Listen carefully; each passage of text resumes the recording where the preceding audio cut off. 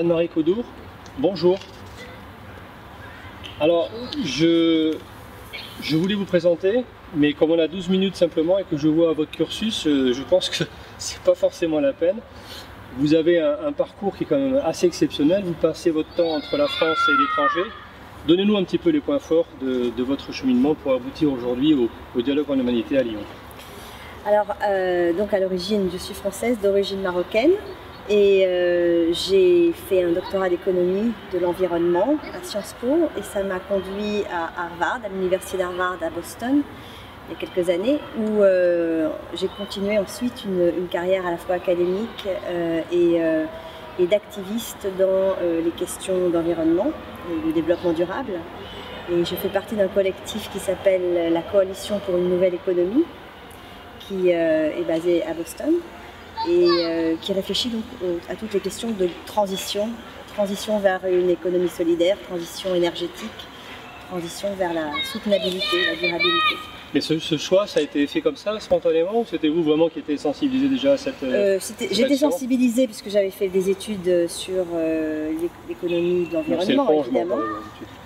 Et en arrivant aux États-Unis, bien que bien sûr les États-Unis soient le cœur de l'économie globalisée, enfin mondialisée, parce que là, je pense que tout à fait maintenant, était dans les années 90 quand je suis arrivée aux États-Unis. Il y avait déjà une grande réflexion dans les milieux alternatifs aux États-Unis. D'ailleurs, beaucoup d'innovations dont on parle ici au dialogue en humanité ont commencé aux États-Unis. Aujourd'hui, c'est un petit peu le cas aussi parce qu'on se rend compte que les Américains qui avaient refusé de signer les accords de Kyoto, etc., ils ont été sensibilisés par les cyclones et tout, donc il y a une espèce de revirement qui se met en place en Californie et je pense que ça va suivre sur l'ensemble des États-Unis. Est-ce qu'il y a une prise de conscience? Oui, et en particulier le mouvement Occupy, donc Occupy Wall Street, qui avait essaimé dans tous les États-Unis à l'automne 2011, oui, s'est transformé en un mouvement qui est moins visible maintenant, mais qui travaille plus en profondeur, et en particulier au moment de l'ouragan Sandy à New York et dans tout le New Jersey. Ce sont les jeunes de ces réseaux de Occupy qui se sont mobilisés pour apporter soutien et aide et solidarité aux populations les plus touchées par l'ouragan.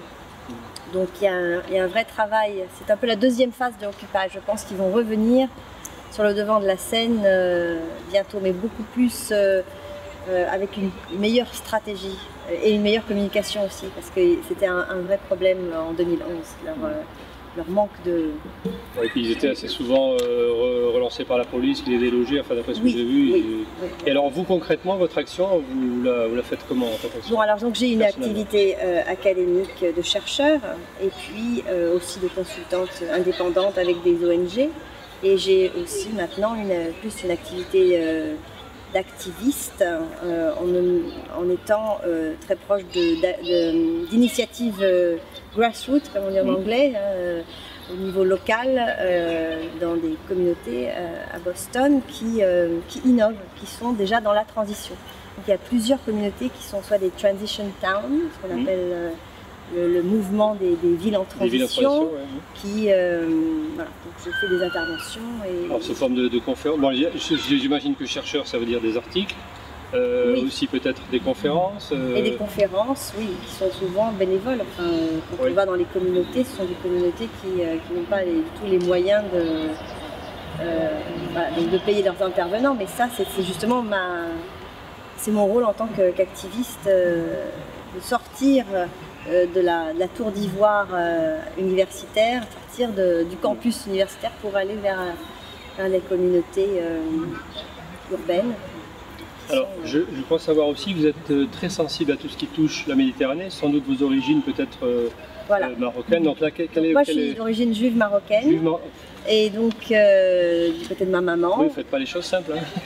Voilà, donc en fait, toute ma famille maternelle vit en Israël depuis les années 60. D'accord. Moi, j'ai bien connu par rapport à eux à la fois le côté très sioniste israélien, mais aussi le lien à l'Orient, le lien au Maroc était très fort. Et moi, quand j'ai fait des études ici en France, je me suis vraiment intéressée à la question israélo-palestinienne. Et et justement au lien culturel, parce que les Marocains israéliens, ont eu un parcours très particulier. Ils sont arrivés, ils n'ont pas été très bien accueillis au départ. Hein.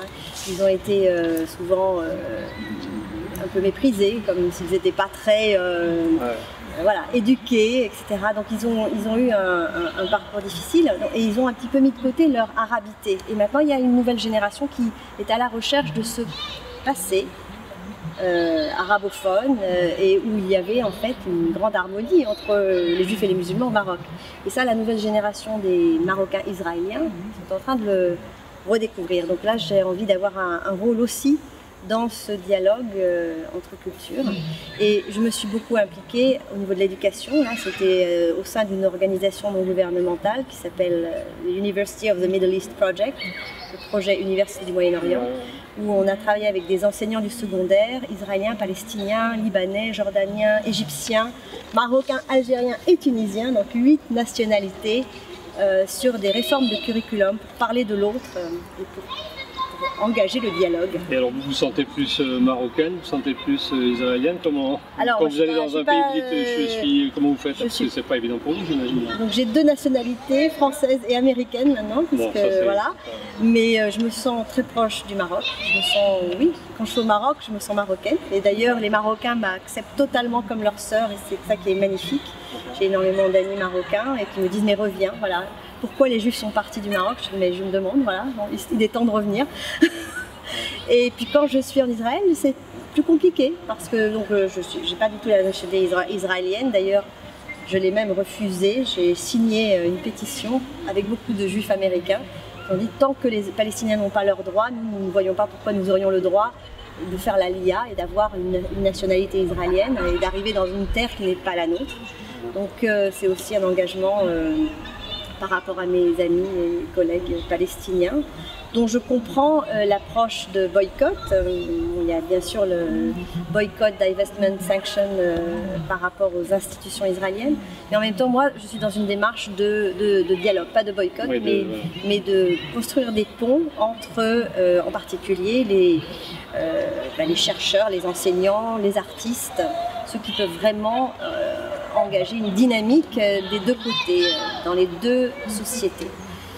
Et donc j'ai travaillé beaucoup avec des activistes à la fois israéliens et palestiniens, et je continue à le faire. Alors activiste, c'est un mot qui vous plaît bien, là. Je sens qu'il vibre bien dans votre bouche. Artiviste, voilà. Et alors donc, bon, votre côté, vous êtes aussi une très très bonne musicienne.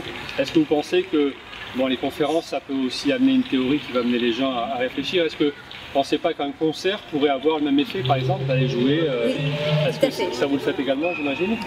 Pas suffisamment, mais j'ai l'intention de le faire davantage. Oui, je suis surtout allée là-bas en tant que conférencière, exactement, ou en tant que leader d'ONG, etc. On peut bien sûr toucher, mettons, peut-être une centaine de personnes, tandis que quand on vient comme artiste, on peut en toucher des milliers, peut-être même des millions. Il y a des fois des vidéos YouTube qui deviennent virales et qui vraiment touchent un public beaucoup plus grand. Et bien sûr, le rôle de l'artiste est essentiel pour tisser des liens, bien sûr, dans les peuples en conflit, en particulier en Israël et en Palestine. C'est mon intention d'être plus présente sur ce terrain-là. C'est très ambitieux, en tout cas c'est très courageux. Est-ce que vous auriez un message à vouloir transmettre, un message de votre expérience personnelle ou d'espoir ou d'amour? Alors par mon expérience, du fait que je suis venue d'un milieu académique et que je vais de plus en plus vers ce milieu artistique, je sais que de plus en plus on ne peut toucher les gens que par le cœur. C'est pas par un discours trop intellectuel et trop pesant et trop statistique qu'on peut toucher les gens.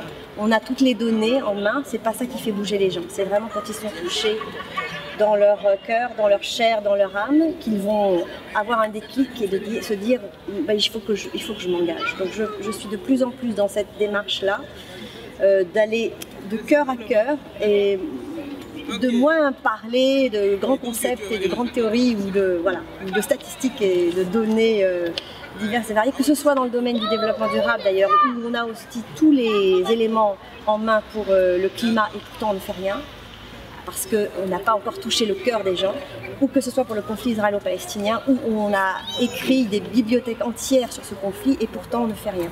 Il faut aller au cœur du problème et au cœur des humains. Merci beaucoup. Les Indiens disent une goutte de pratique est plus importante qu'une océan de théorie. Anne-Marie Caudeau, merci en tout cas pour votre engagement et pour ce que vous faites. Merci de nous avoir.